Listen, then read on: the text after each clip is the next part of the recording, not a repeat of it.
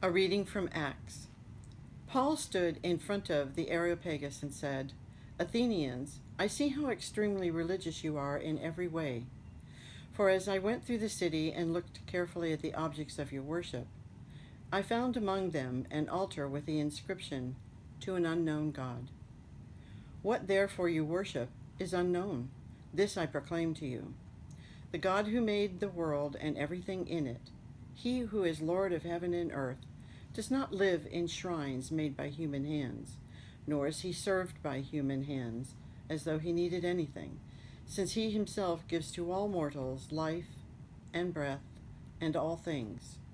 From one ancestor he made all nations to inhabit the world, and he allotted the times of their existence and the boundaries of the places where they would live, so that they would search for God and perhaps grope for him and find him, though indeed he is not far from each one of us.